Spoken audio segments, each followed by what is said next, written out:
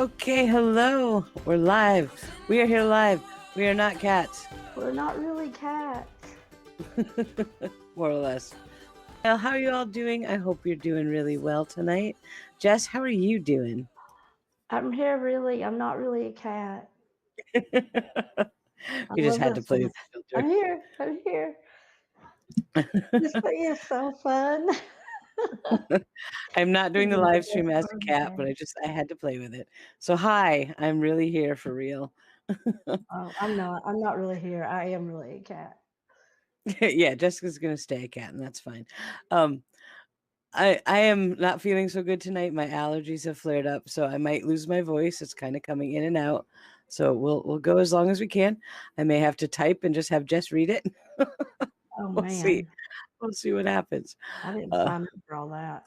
yeah, I know. So first things first. I want to apologize for my appearance. I am unhappy with it tonight, but as you know, we haven't had water for 16 days now. And there's some problems here in Texas. So I did not do my makeup. My hair is horrible. There's nothing I can do about it. Dry shampoo. I don't like dry shampoo. Maybe I don't know how to use it, but it doesn't work for me. It's been a problem. So anyway, just get that out of the way. I apologize for that. It's not how I prefer to appear on camera. But Jess, you are looking fantastic tonight. I love what you I, did with your hair. I took a cat bath. But regardless, we're here to do this live stream. And I'm excited to get going. This is what I really wanted to do with Toxic Bliss. I know I still have to finish the story, but excuse me. I want to do these live streams where we can interact with people and talk about what all of this narcissism stuff is. Because, Jess, don't you find that when you're in it alone, you think you're the only person in the world going through it? Oh, absolutely.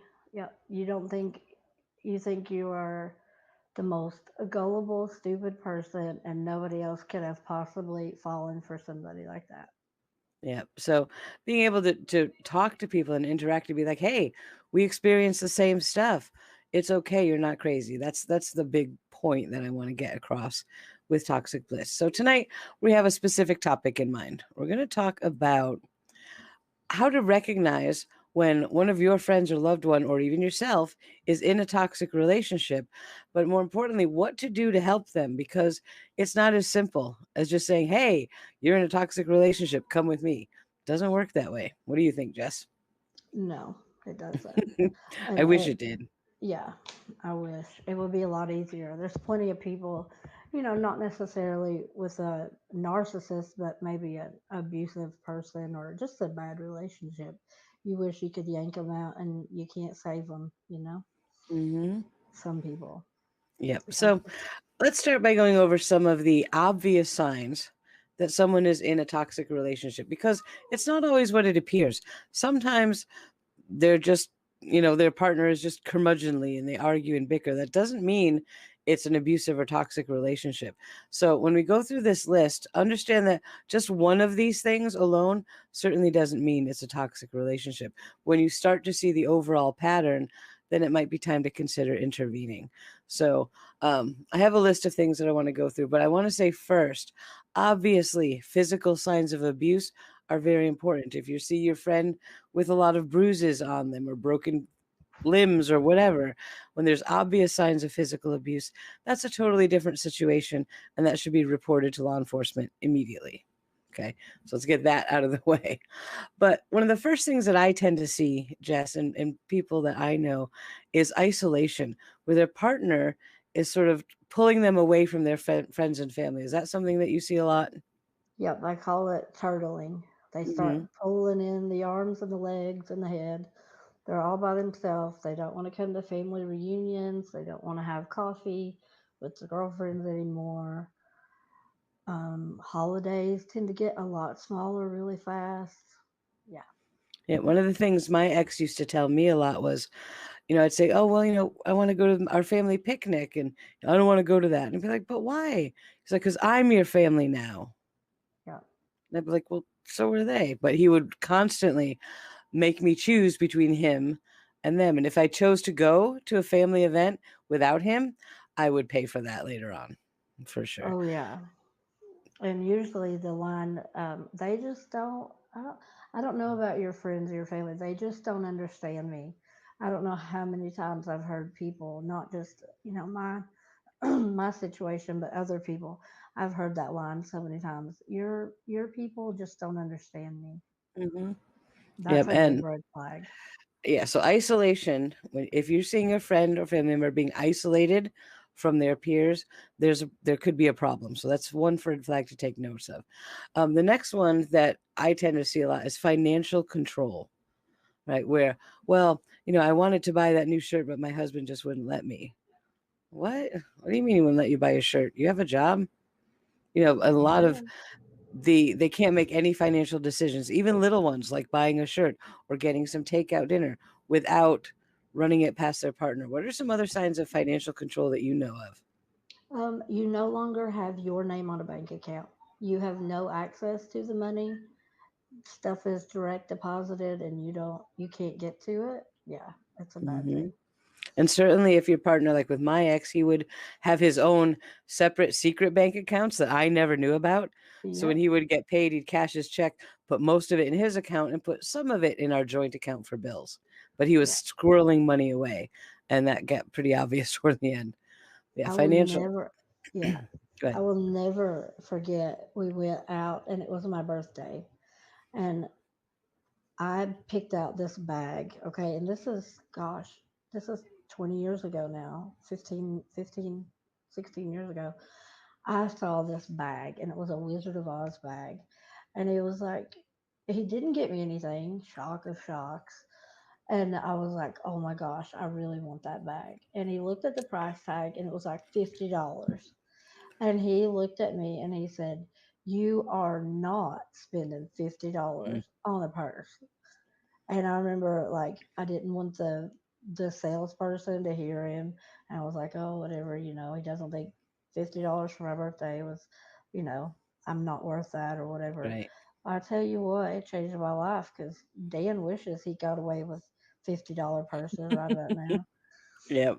I It's a went lot back the cheaper. next day and bought it anyway. I'm just saying, Yeah. All but right. I So paid for it. financial control is something that will often creep up in these relationships. So there's two red Yeah. flags to watch. Next, and this just something you hit on earlier, missing out on plans that you make with friends, frequent call outs to work, not showing up for family events. Whenever they make plans with you, like, hey, let's go out and go see a movie, like, okay, and then they call and cancel the last minute. When that starts happening really frequently, that could be another red flag. Now, it certainly could be something else, but in my experience, when I have a friend who does that often, that's a red flag to at Yep. least ask them about. Say, hey, is it me? Are you mad at me? And they'll say, no, something just came up at home and I couldn't get away. Huh. Right. So I think that's a red flag too. Yep. Mine was I would make plans and he wouldn't say anything. And then it was time for me to go do said plan. And it was, oh, hey, let's go get dinner or let's go get ice cream or let's watch a TV show or a movie. And it was like, then you had to pick. And then it was the guilt trip. Oh, you never have time for me. So it was Right. always, you had to pick. But it was always whenever you had a different plan. And they wait Hmm. to the last minute. Yes. It's always the last minute, isn't it? Yeah. That's so weird. Very Always. true. It's so Yep. you can't reschedule. You have to cancel. Mhm. All right. So move on to the next red flag, jealousy. And now this can happen in a non-toxic relationship to an extent. But when there's overt jealousy being displayed, like when someone says, "Oh, I can't go to the movie with you because you're a guy and I'm a girl and my husband will freak out." Say, Yeah. "What?" When there's overt jealousy like that to the point where they cancel plans or they refuse to associate with someone that might make their spouse jealous, that's another really big red flag, and that's a scary one for me. It gets real scary when it starts happening with kids. When they start becoming jealous of your own children, and that happens a lot. And that's not something a lot of people talk about. Why do you always, you always have time for the kid? You don't have time for me. Yeah. Or they get real grumpy, especially with new babies. That's a big red flag when they start becoming jealous of even their own kids. Said in chat, her brother-in-law was jealous of his kids wanting to ride rides with her at Disney. That is a Yep. monster red flag. Yep. Monster red flag. Yeah. So jealousy, pretty much in any form, there are certain kinds of normal levels of jealousy, but anything beyond that, that's something to pay attention to. But Um, anything that could be qualified as normal, if you're not allowed to talk about it, it's not normal. right. Like if you Definitely. can't say, why would that bother you? Have I done something to make you think that that's not an okay situation, or why are you so touchy right now, about the kids or whatever? If they just say you just don't understand, or they get mad, or they blow up, or you can't even have a conversation about it, that's not okay. That's more than a red flag. And Most definitely. I didn't get to ride the rides with you at Disney too. Just saying. Mhm. All right, I'm turning off my camera because I I feel hear you. miserable. So I'm too on edge knowing my pictures are because I feel like poo. So please forgive me for that. But let's move on. An imbalance of power is my next red flag. Whenever it looks like one partner in the relationship makes all of the decisions and the first partner can't act without asking permission or make decisions without asking the other person's input or letting them make the decision, to me, that's another very big red flag, even though that can appear more insidious. It's a little hard to see that from the outside because you're not involved in the decision making process in their relationship. But if your friend is telling you about that, that's something also to put in the checklist. What's your experiences with imbalance of power like that, Jess? An easy way to figure out if it's an overstepping of boundaries is if they aren't even willing to ask their partner for the opinion. If they just automatically say no. If you say, "Oh my gosh, that dress would look so cute on you. Why don't you get it?" Oh no, just automatically no. It's not a. I don't know. I have to look at bills and ask my husband. Whatever. Right. It's just an automatic no. I can't do that. I can't buy that. I can't say that. I can't go there. If it's just an automatic no, that's a big one. I Most guess definitely. I tend to see more of the extreme stuff just working with domestic violence victims. I feel like mine is like this is what it's a bad thing, a really bad thing. Yep.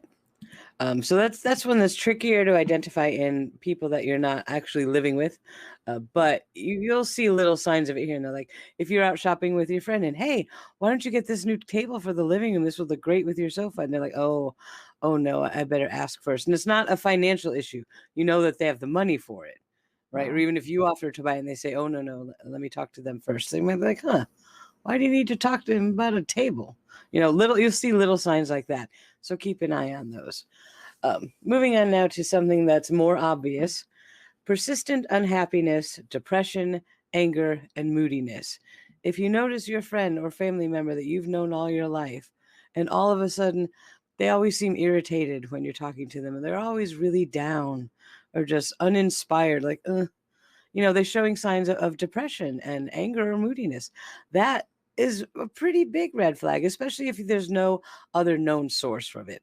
Like if they're very sick, then obviously they might be depressed. But if you can't identify an obvious source for the mood swings and depression and anger, then that could be something that needs to be talked about. Yep. And if you ask them, or are you just blue today? Is there something going on? Do you want to talk about it? And it's just a complete shutdown of no. That's a bad one. Yeah. And another one, complete apathy. When you get into a narcissistic relationship, eventually you're not mad anymore. You're not sad anymore. You don't care anymore.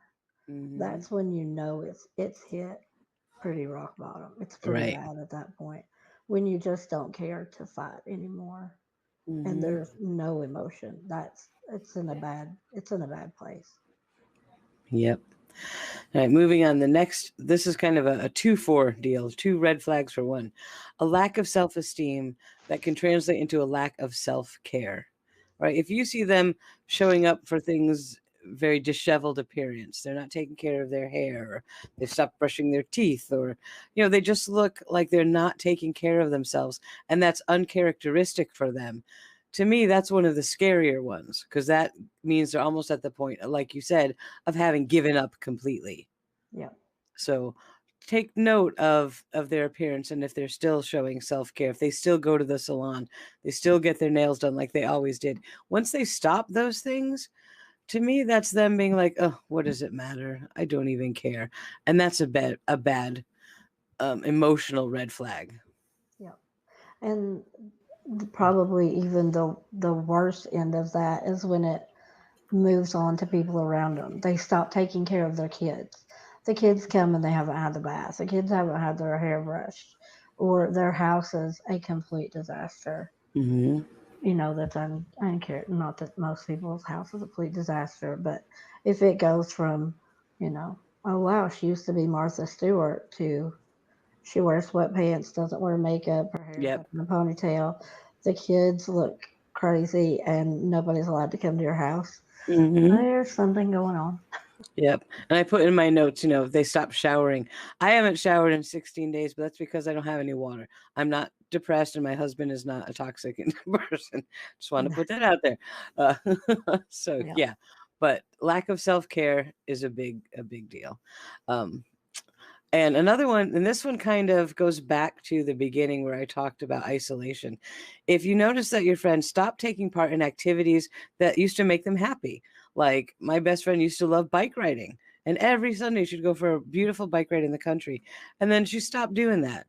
And then she stopped, getting her Yankee candles that she loved. And all these little things that I knew she really, really loved suddenly started to stop. That's a big red flag.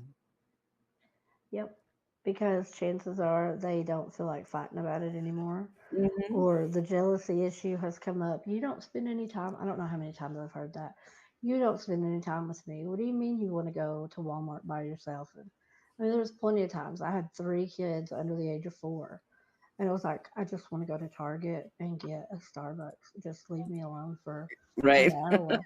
And even that became a battle. You don't want to spend any time with me. As soon as I get home, you want to leave. And then Hmm. you just get to that point where it's not even worth the hassle when you're in Definitely. a relationship that's bad like that. Yep.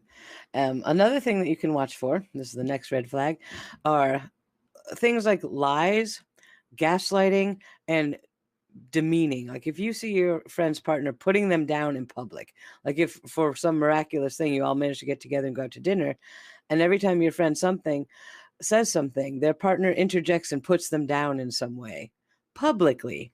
That's giant. To me, that is a giant red flag. If you see them gaslighting them or telling blatant lies to others, say that that he just lost his job, but you go out to dinner, he's like, oh, yeah, work's going great. And you're like, what? No, it's not. When you start to see those things publicly, that's time to start, really taking some notes. It's time to really sit up and pay attention, because when the abuser gets to that point, it's because they're really, really confident at that point. They they think they've gotten away with it this long. They can fight with you, put you down in front of your own people. They've gotten real brave, and real brave is real scary when Hmm. it's a narcissist. Definitely. All right. So those are just some of the things. There's a lot of other things that can play into this, but those are the top 10 red flags that I've discovered about noticing when my friends are in a situation that is not healthy for them. All right. So once we can identify that, what do you do? Because it's not as simple as saying, hey, you're in a bad relationship, come with me, get away from him. You can't do that because that's dangerous when we're coming into these situations. Now, Jess, what are some of the things that you have seen narcissists do without giving away everything further down in our notes? But when they get cornered and confronted or realize that their partner is trying to leave, what are some of the things that the narcissist will do to stop that from happening? The reins get pulled a little tighter. If you were still managing to get out with your family or friends, go places by yourself, have a little bit of money put away or at your discretion, all of that will be taken away. They won't let you go anywhere by yourself. You won't talk. Oh, they'll sit in the room with you while you're on the phone. They won't let you have any money that's your own. You certainly aren't going to be going anywhere by yourself. Yep. And I've seen several of these toxic partners develop, I want to say, an illness, but it's not really an illness. They fake to an extent having an illness that requires the person to stay home even more. Yeah. Oh, I can't go out tonight. Oh, his back is so sore. I got to stay home and help him, or he's got a cold or whatever. But they'll even go to the point of faking an illness to keep their partner home. Now, these are some gentler ways that they do that. But we have seen narcissists, when confronted by their partner saying, I'm leaving you, you're terrible, and start to pack up, they won't make it out of that house alive. No, and that's not. Um, yeah, that's a true statement. Alive. Yep, that's not hyperbole or No. salaciousness, but many cases, if someone who's a true narcissist, now not all toxic relationships are narcissists, but if they are, and certainly if they're a malignant narcissist, and you confront them with the I'm leaving you, it's over. If they have any violent tendencies at all, that's not going to end well. So No. this is a big thing that I want to focus on when we're talking about how to help, because it's not easy. It's not, because you have to make sure that you maintain the safety of your friend is more important than anything else. And if you say, you got to tell him he's an asshole and you got to leave, they can't do that, because they could end up very, very hurt or worse. And that goes for you too. You can't confront them as the person on the outside because there is no boundary they won't cross whenever you've ripped the mask off. They will kill you. I mean, Mm-hmm. no joke. It's not just about the people in their house, the people in the relationship. They will get rid of anybody who's caught on to them. Says they will do things like take pills to manipulate someone to stay. That is so true. My ex, once when I was about to throw him out and he was saying he wanted to stay, grabbed my big butcher's knife, went into Oh, the yeah. bathroom and locked the door, and all of a sudden I heard this noise and flump, like he fell on the floor. So of course I broke into the bathroom, and he's sitting there on the floor holding the broken knife because he just pressed it against the wall to make a sound, and it broke. And he's just sitting there like, oh, I broke the knife. I'm like, right. Yeah, Right, buddy. they'll use that line, I can't live without you. You can't leave me. I don't know what I would do. Sometimes they'll even like if you were to confront, so if you're in the relationship and you confronted the person and weren't even as extreme as I'm leaving, it's over, but there's something wrong here. What can we do? I'm not the same person. You're not the same person, whatever. It can be as tame as you want to make it. Sometimes they will flip the script on you, and it's like, I can't believe that's what you think about me. I've had Mhm. that conversation, and that's really how you see me. I can't believe that's what, and they'll pretend like they're depressed, and you have now hurt their feelings. Mhm. So to pull you in closer. So it might not be like a fake illness, but they will act like you just completely, killed their feelings so Yep. that you'll pull in closer. Oh, maybe we just need to spend more time. Maybe I'm being sensitive. Mhm. Maybe I'm exaggerating. You name it. Yep. They'll do So it. the number one rule for how to help someone in this situation, or even yourself if you're in it, is do not confront the toxic partner. Don't do it. It will never work. I know you always think, well, I can reach them, I can talk to them, we can, don't do it. Don't. Please don't waste your time. Don't put yourself in that risky situation, or don't put your friend in that risky situation, because they will never respond like a normal person. No. They will manipulate, they will scheme, they will lie, they will hurt, they will be violent. They will do whatever they have to do to keep what they want, which is that other person in their life. So never confront them. No. Let's talk about therapy. Jess, this is something that you and I have talked a lot about. Do not even consider trying to take a narcissist to a therapist. Nope. And why don't you explain why? Because it's almost comical in a way. Okay. Marriage counseling or counseling with them will not work. The only therapy that's going to work is for you. Because if that therapist is worth their salt, they'll have them pegged in about 20 minutes. And then Hmm. they'll be like, there is nothing I can do. There is no changing a narcissist. There is not like a degree of narcissism. You either are or you're not, and it Hmm. doesn't matter. I don't know if they recognize themselves or what.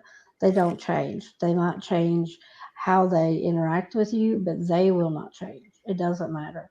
Therapy doesn't work. I did the counseling thing. We went to marriage counseling because that was even his suggestion. Oh, let's go to marriage counseling. Uh-huh. They So will we suggest went, that. and they're like, But I want to talk to the therapist first. That's a red flag. Hmm. But if it's a good therapist, they will get it in the first session. We managed to go to two. They talked to him the first session. They brought me in the second session and they said, "We really think that this isn't going to work." That's what the therapist said. There's really nothing we can do. Yep.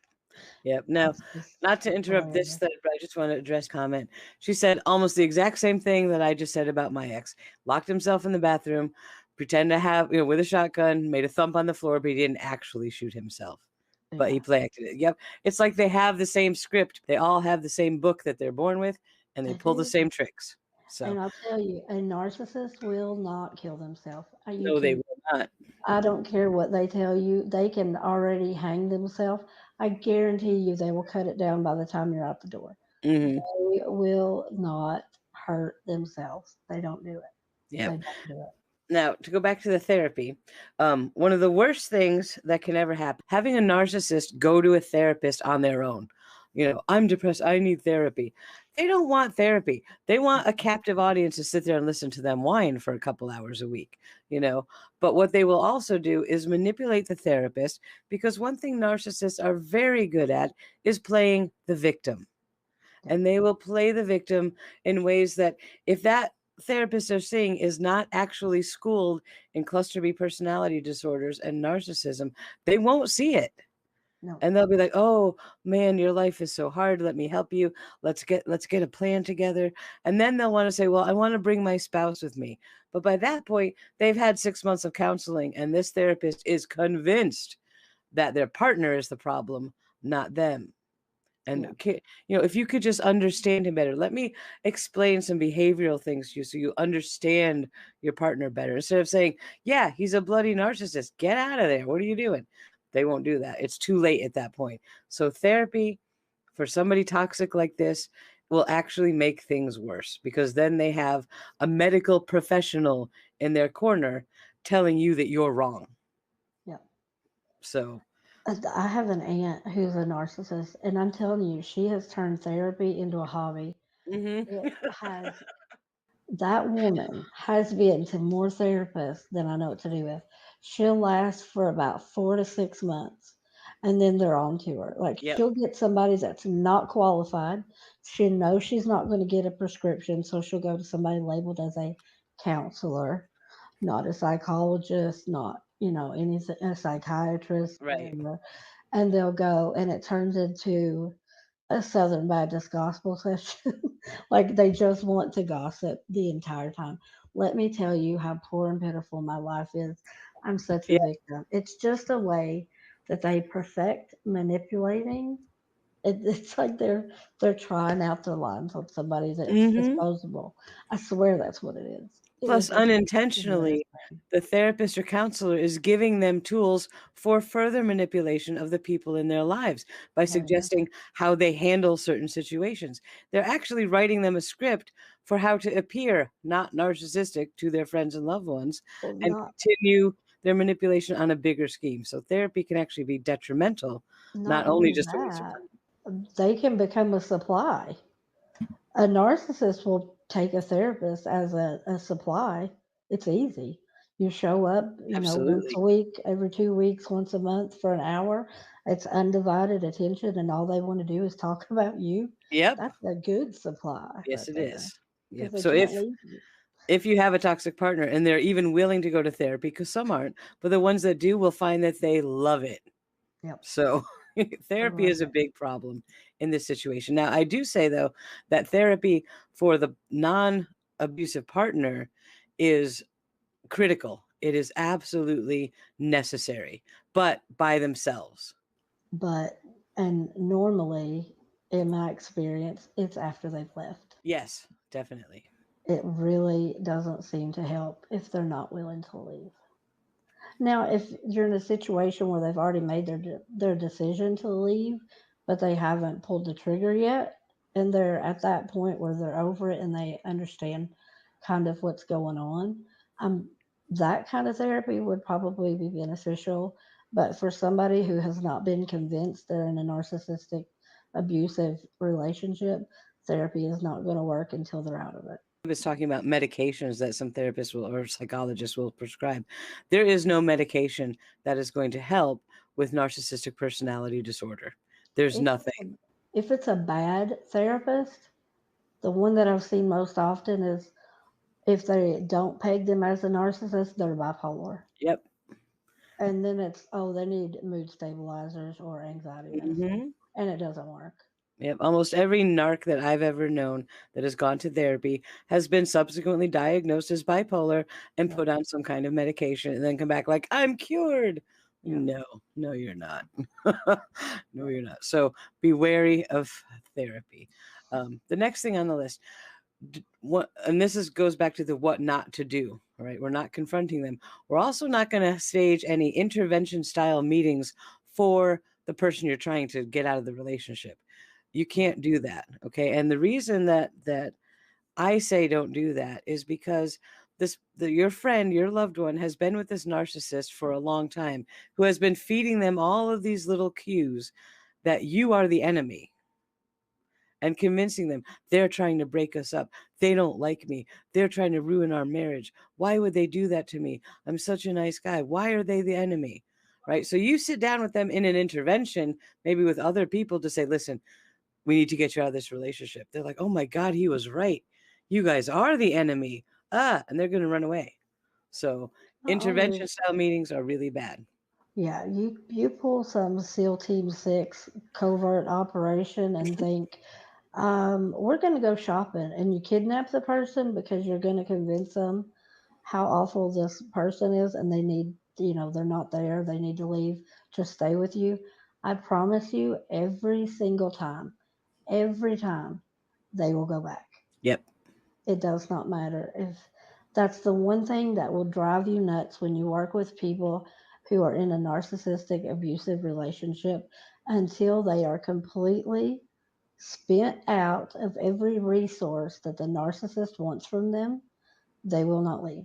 Right. If they haven't given them 100%, they haven't tried everything, they will not leave. It's one of the magnetic things about a narcissist and their codependent supply.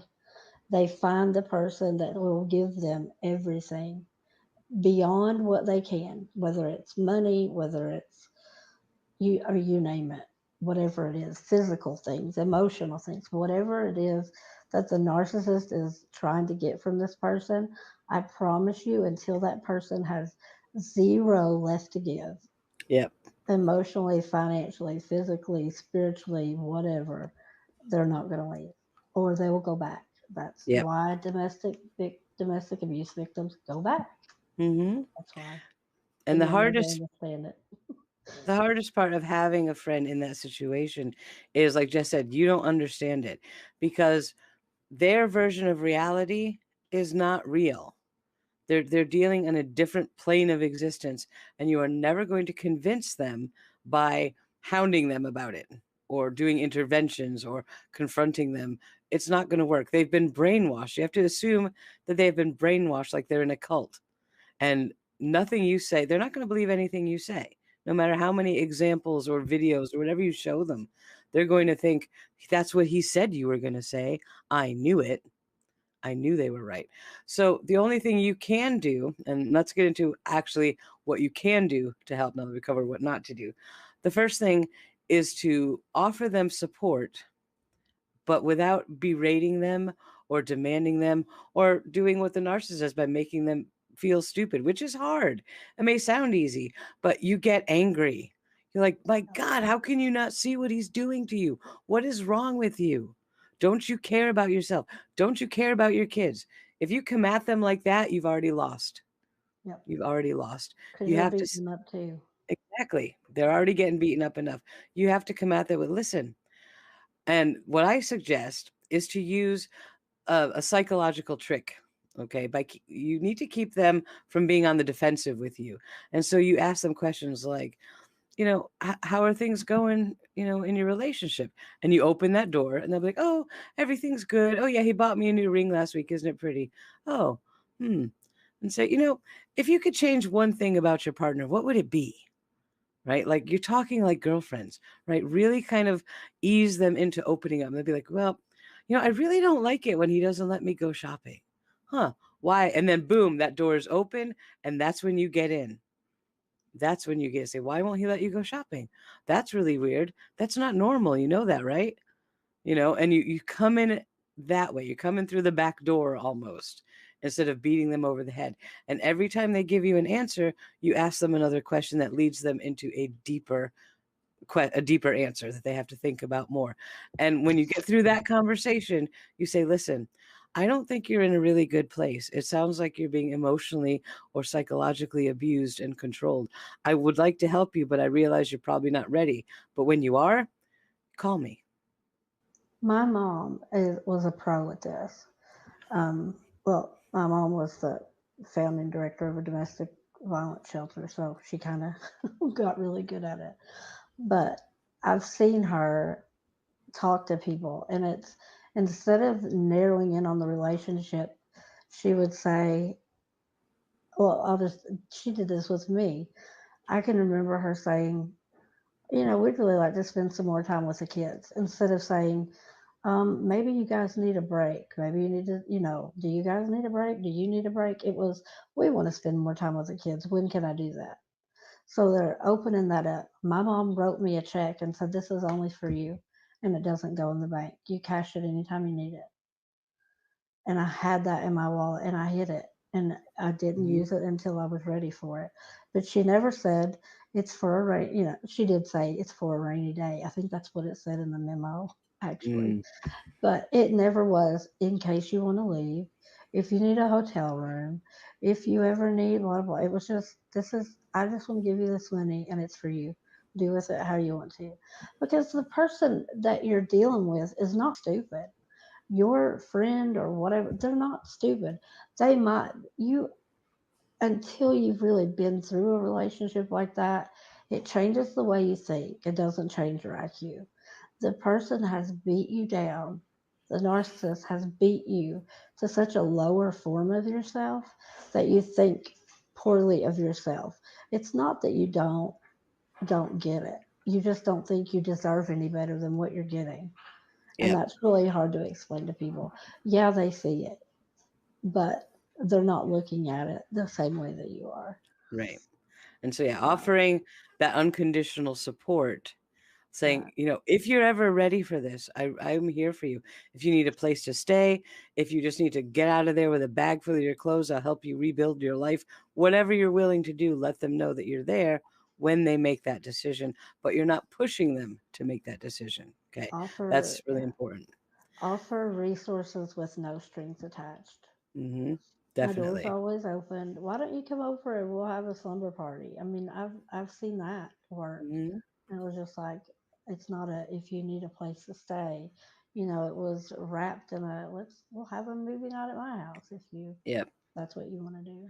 I have Yeah. some thoughts on that, but first I want to answer Asian. It says, why won't he let her see her friends? And that's really kind of a simple answer, from being inside that relationship. Is the narcissist knows that friends, family, coworkers, they can see him for what he is. Yeah. All right. And the more you're around people that tell you, God, your husband's an asshole. What is wrong with him? The more people that tell you that, the narcissist is like, oh, they're eventually going to catch on that I'm really a jerk. So they need to isolate the person from others so nobody blows his cover. Well, And chances are, if you have got yourself a narcissist, you got him and he completely loved bombed you like crazy. yep. So it was real easy in the beginning. Your friends and family think he hung the moon, and that's exhausting for them to keep up. And so the faster they can isolate you and from more people, the less they have to keep that up. Mm-hmm. And the other person does eventually start to see them. So, because they haven't beat them down, they've only beaten you down, you Yep. know? But Definitely. that's exhausting for them to keep that facade up for a lot of people because they try to be whatever that person wants them to be. Mm-hmm. So if your friends are completely different than like your parents, they're completely different people to your parents than they are to your friends. Yep. It's exhausting. So yeah, isolation is the big one. What Jess was talking about before about having like a slumber party. If you can get your friend to be spend time with you alone, away from the narcissist, if you can even manage to pull that off, that is your best bet for these kinds of conversations. When they are removed from their surroundings, like when they can actually leave their home and spend time. Like if you go away for a weekend, let's go for a girls' spa weekend. Come on, my treat. Take them away, take them to a hotel, take them somewhere else so they're in a different environment where they feel suddenly a little glimmer of themselves again. And that's when you talk to them. You say, hey, listen, but do it again very gently, very supportive and non-confrontationally, but removing them from the situation and their environment where you can talk to them privately. If you even have a chance to do that, is one of your best bets, because it's not easy, because their narcissist will not want them to go away anywhere. Why do you want to go away for the weekend? What are you doing? Are you going to see someone? What's happening? They'll be very suspicious. They'll be very jealous. They will do everything they can to make sure it doesn't happen, even fake an illness or an emergency or an injury to make sure they don't get to go. So good luck even trying to do that. My mom came to my house with no warning and said, "I have a surprise planned. Go get dressed. We're going." And what was my ex-husband going to say to her? No. I mean, he was like, okay, what are you going to say? She doesn't need a surprise day. What are you going to do? My mom just said, it's a surprise. We're going to go have a day. Is there any reason why she has to be here? And she took me, and we went and got pedicures, and we went and had lunch. And it wasn't about, why don't we talk about how horrible your life is now? It was, look, these are all the things that you used to love and you used to do, and you're not doing any of them. And you Hmm. can do them, and you can still enjoy it. What's going on, you know? But Definitely. that definitely made all the difference, was taking me, not bringing the kids, and not making it a, we got to talk kind of thing. It was, we're going to have fun today. Yep. Now, another thing that can work when you're having conversations with your friends and family in these situations are to share personal examples if you have them. And I have talked about my podcast, Toxic Bliss, and she said, "Well, should my affected person listen to that?" And I said, "Well, on one hand, it can be a little triggering, but I tried to keep it as light and almost comical in places as possible. So Hmm. that can really show them something important. And this we talked about a little bit earlier. For me, when I was in that relationship, I thought I was the only person in the world who'd ever experienced something like that. And I thought I was completely nuts. I Yep. must be crazy for thinking that this guy is doing these things to me, because he messes up your mind so bad, all you can think is that you're crazy. If I had heard something like Toxic Bliss when I was going through that, I'd be like, wait a minute, that's exactly what he did to me. Wait a minute, what's going on? Other people do this? Having that realization that you're not going through this alone, you're not the first or the last to experience this, and there is a light at the end of the tunnel, can be one of the most powerful things to help them. So, by all means, share your personal experiences with relationships like this. Share things like Toxic Bliss or other narcissism podcasts and websites and stuff, if it's safe for them to look at it, because it might not always be. But that can really sort of jog their brain and almost wake them up to the point where, like, wait a second, this is really wrong. You know.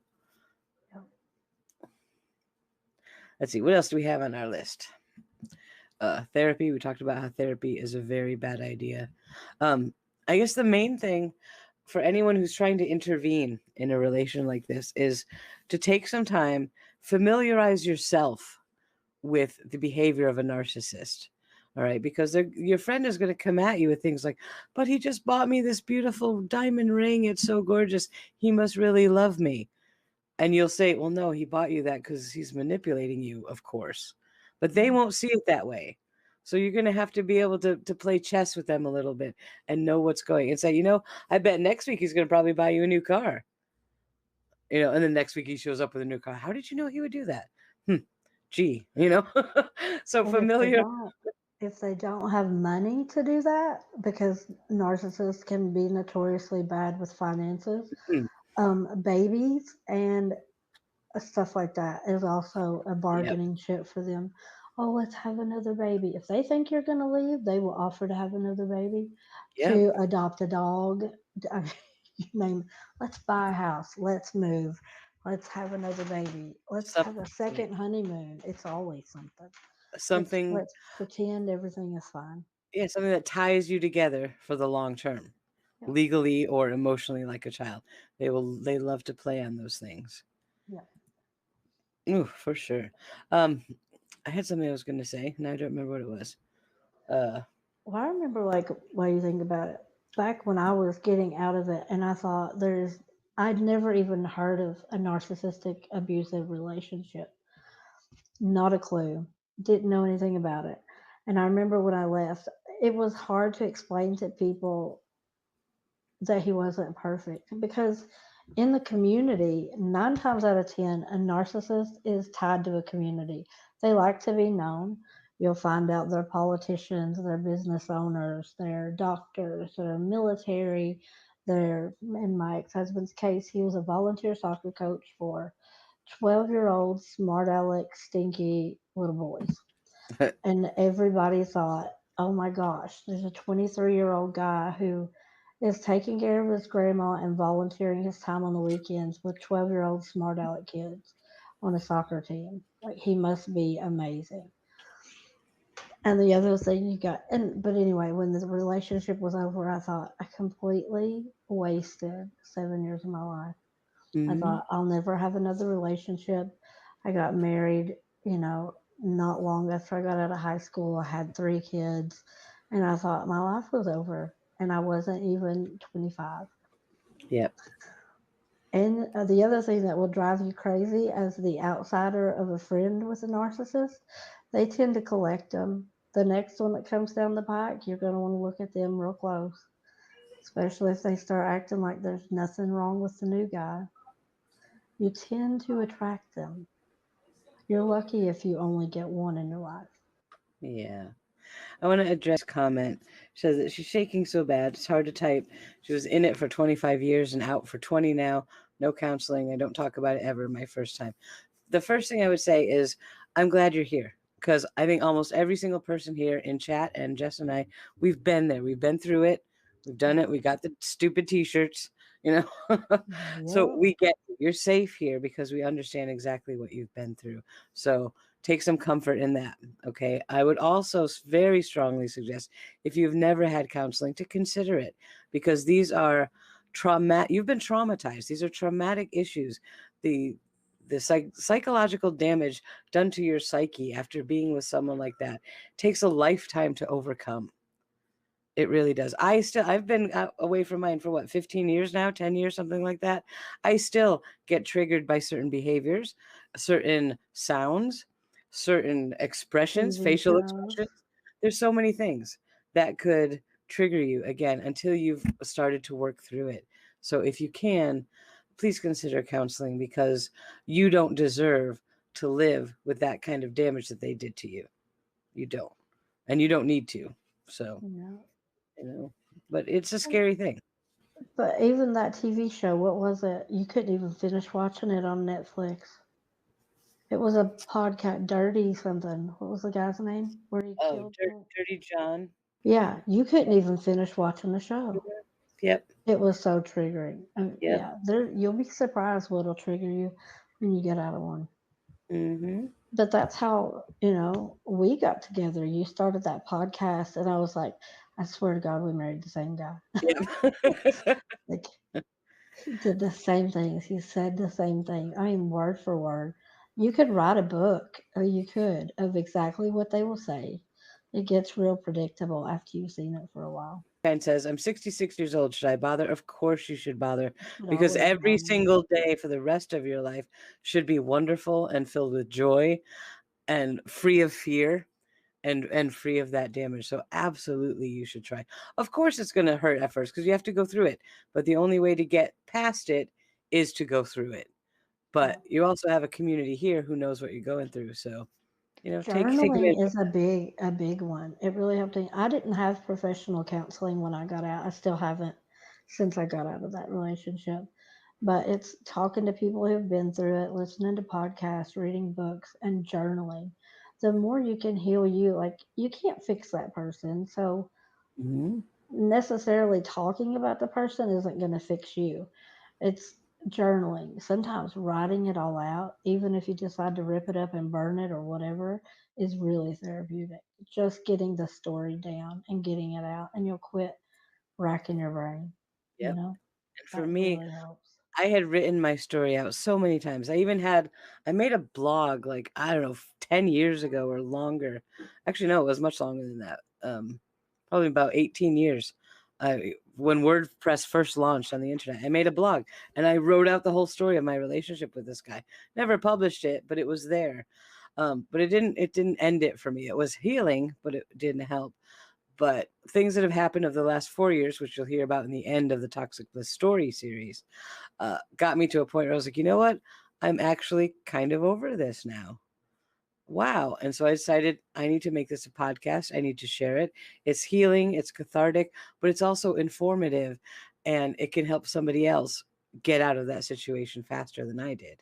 So it's definitely worth going through therapy and working through all of the things because there's so much more that life can offer you when you're free of it. So And you absolutely. never know. Life has a funny way of sending people your way that need you. You know, Mhm. you should all. You never know when your battle scars will turn into somebody else's battle plan.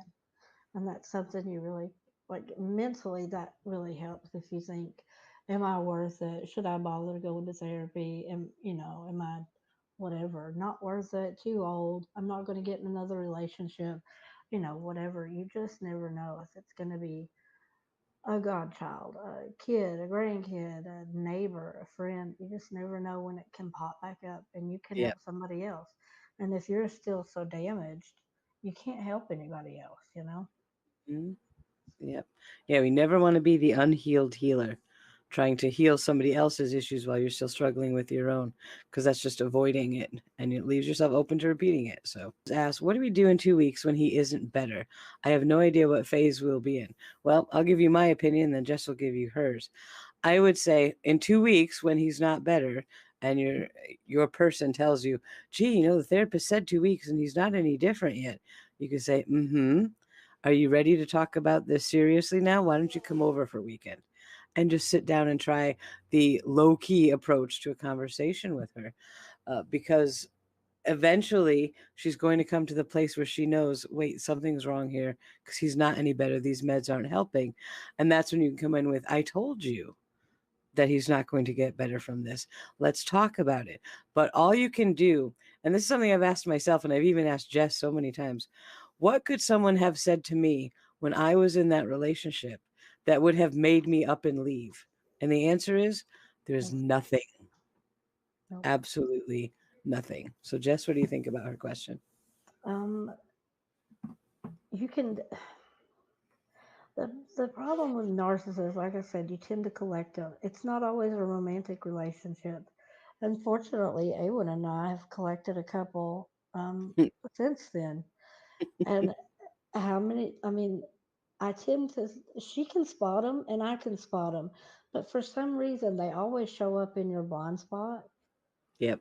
And I, I can say, Awen, you know that this isn't normal, right? And then it will even turn it, you still have to finish the cycle, even Mm-hmm. though you can be as far out and as know much about it as Awen does, and still you have to finish the cycle when it starts. Yep. It's crazy. You're not ready to cut the thing off until you've given them everything that they've tried to take from you. It's really weird, but the medicine is not going to help. It might actually make it worse because then they'll develop codependency on alcohol or drugs, which they tend to do very, very easily.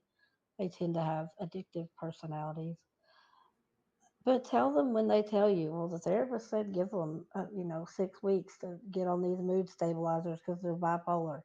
You just look at them and say, okay, well, when it doesn't work, what's plan B? Because it's not going to work. Right. And I'm not being negative. But let's plan for when it doesn't work, just so that you have one. Can I keep? There are things that you can offer a person, and this is for any domestic violence victim, not necessarily just a narcissist. Offer to, can I keep documents for you? Do you have your documents? There are the weirdest things that you don't think about you need. when you leave. Birth certificates, Documents, birth passports, certificate, social security card, passport, tax records. copies of bank statements. Can I put money away from you? Do you want to slide out an outfit or two and put them at my house a little bit at a time? You know what? My house is your house. I will do whatever I can do to help you. You know, and maybe they haven't thought about that. Yeah. You'd be surprised. You'd be Mhm. surprised. Yeah, and like I said, even if they say, "Well, I'm really unhappy, I kind of want to leave," and you say, "Okay, let's do it," they will come up with 10,000 reasons why they cannot leave their toxic partner. There, all that statement, the first time you hear it is a test to see whether or not you're going to trash the person to them. It's a Yep. test. When they say, I think I'm ready to go, they're not. They're Yep. not. They have to hit rock bottom, but they're trying to see if you're going to say, well, it's about damn time, you know, or, well, let's go. We'll show him. They're, it's a test for you to see if you're going to trash him. The best thing you can say is, whenever you're ready, I'm here. Mhm. And I know what you're going through. Very hard to watch someone and feel like you're letting them go through it. You know, there's a lot of guilt that comes with that. But honestly, there is not a single thing that you could say to make them up and leave their partner. There just is not. And you may get a little headway. We're like, okay, okay, I'm going to leave. And she'll go to your house for a weekend. But then she can turn around and go right back. It's Yep. going to happen over and over again until she herself gets to a place where she says, you know what? I am worth more than this. I am not taking it. I am ready. My eyes are wide open, and then immediately into therapy to make sure she doesn't go back, but there's nothing you can do. I've had friends who have just been friends with a narcissist, not even married or anything, and I'd be like, you know what, that person is probably not someone you want to invest a lot of your time in. Oh, but yeah, I know they do some weird things, but I really like them and they're really nice, and I feel so bad for them. I just, they need someone in their life. I'm like, all right, hmm And good luck. all that word salad that they just spilled to you for 30 minutes, because that's how long that conversation will be. All they're saying to you is, but I can fix them. Yep. That's all that means. I Yep. still think I can fix them. Hmm. So you know, if I had somebody I was trying to help and they were telling me, the therapist said give them a few weeks, they're really trying, maybe the medicine will help. Ask them what them being there does. Can the person still not go to therapy and take bipolar medication without an audience? Hmm. I mean, that's what you have to do. What is it that you do? Are you actually helping them? I mean, if you're still trying to convince them this is somebody that's not fixable, which is what a narcissist is, ask them what they think they can do. What are they accomplishing? What are they changing that's going to make the behavior change? The same behavior over and over and over again will not get you a different outcome. It, Yep. it just won't. Yep. So So the that's the the hardest biggest part question to have. But of it's hard. watching someone go through it is you just have to watch them go through it. I It's really wish. like a kid with drug problems or anybody with a drug problem. You want to yank them out of it, but until they've hit their rock bottom and want to go give it up and go to rehab, it's not going to work. And the same as with this. Hmm. Now, um, it is really frustrating to watch someone go through it. But like I said, all you can do is let them know is when they're ready, you'll be there for them. No matter how angry they get at you or whatever. But that is literally the only thing you can do. And you feel hopeless and helpless and guilty and all of these things. But there's no other way around it. Like Jess said earlier, if you don't go through the whole cycle, it's never going to happen. And the whole cycle involves leaving and going back a couple of times or at least once. And really, that person has to come to terms in their own mind Yeah, that they they're have to done with say their this. piece. I have to Mhm. tell them what I think about. Oh, Is always. that? Oh, goodness. Yeah. Always. Every time they want closure. I need closure. I need to talk. No, you don't, because there's no such thing as closure with someone like this. And even that final conversation is never going to go anywhere. No, So, but it's they a have really to hard have it. But they thing. have to have it. It doesn't matter Yep. what you say. They have to have it. Yep. Closure is what happens at Target at 11 p.m. That's Hmm. about it. Exactly. Yeah. Yep. But even trying to discourage them from having that last No. conversation, you're wasting your breath because they're going to do it anyway. They'll Yep. tell you to your face, "Oh, I won't do it if I'm going no contact," and whatever. Right? Hmm. Sure you are. I know better. You Yeah. know. But, Me and they would have had that conversation, but oh, so many I'm gonna have this one final talk. And I said, "Are you asking me my opinion or are you telling me that's what you're gonna do?" times. Well, Yeah. I'm asking you your opinion. Well, are you gonna do what I tell you to do? Or No, is of this course gonna not. go in one area or the other?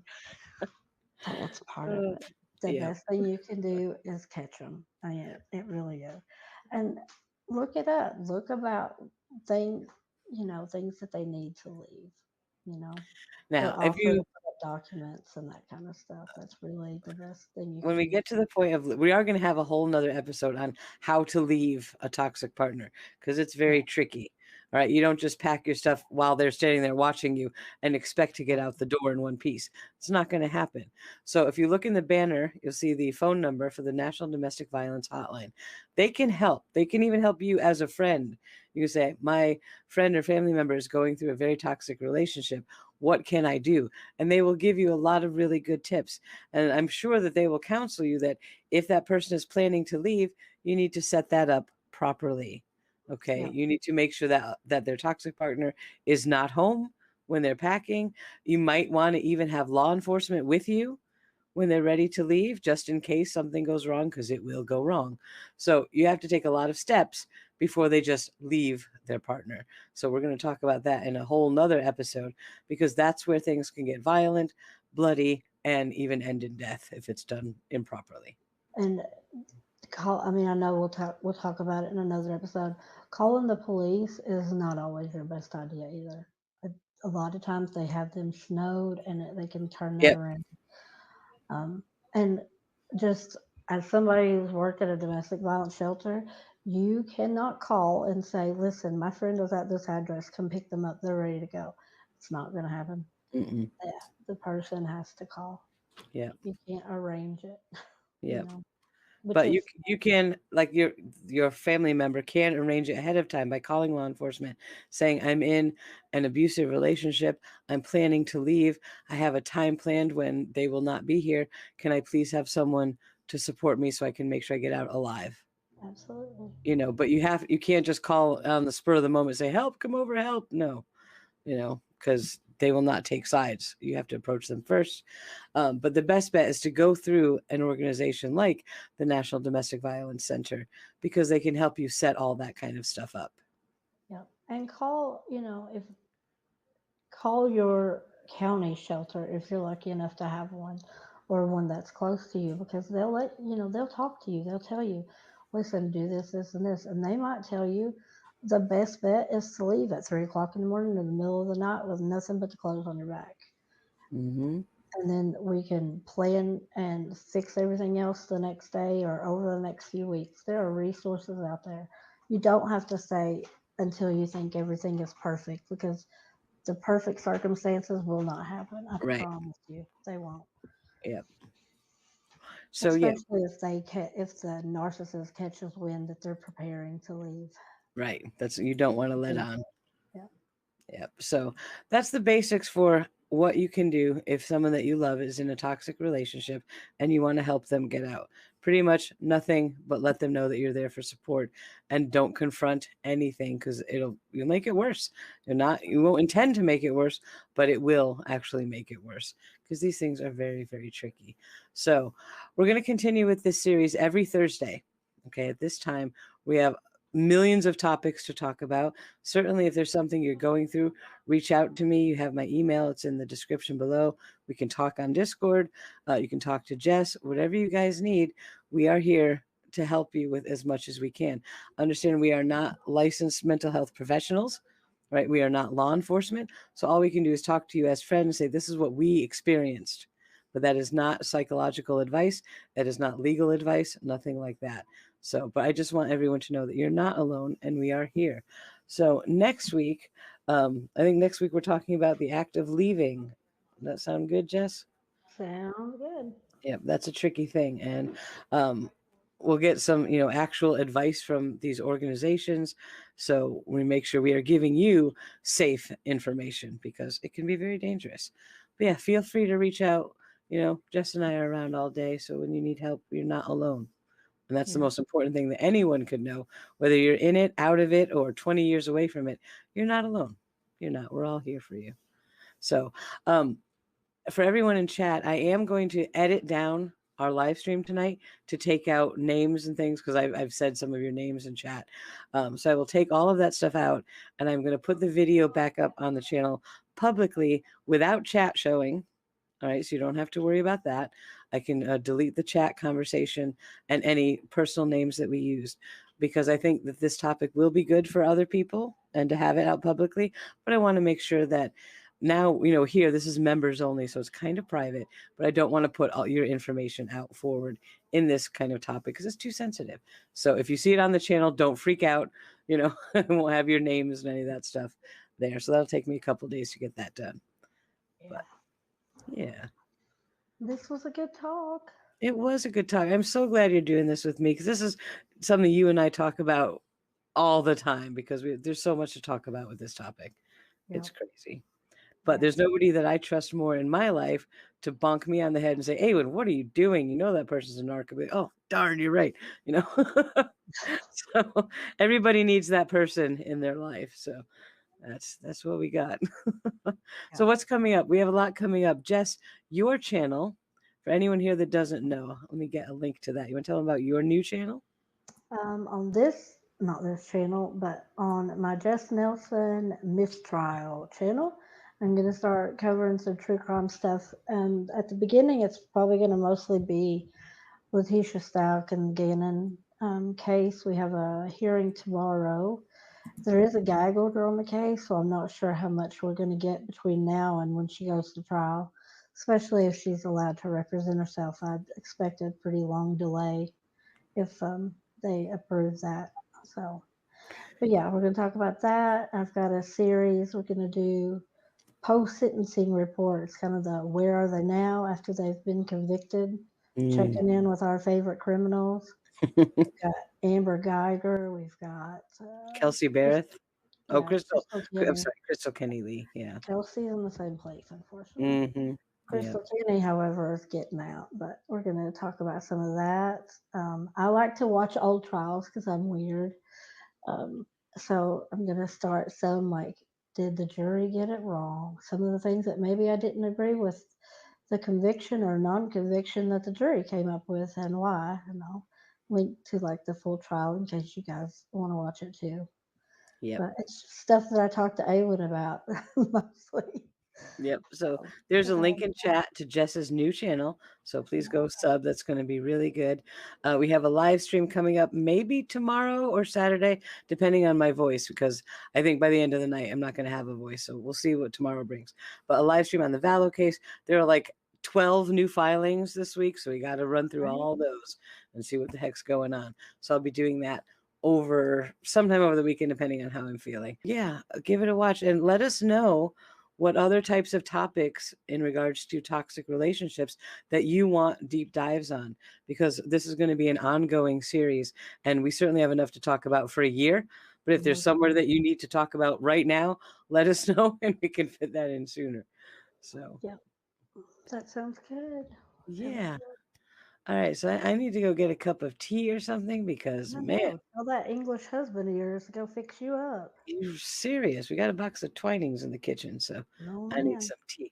But thank you all for being here, and certainly touch. You got my email, and I'm always here for you, right? So don't feel worried about reaching out because I will read it and I'll answer you, and we'll stay in touch.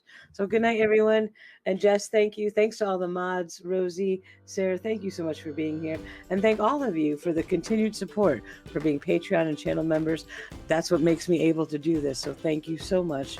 I appreciate your support more than you could know. I'm glad you were here. Thank you so much for being here.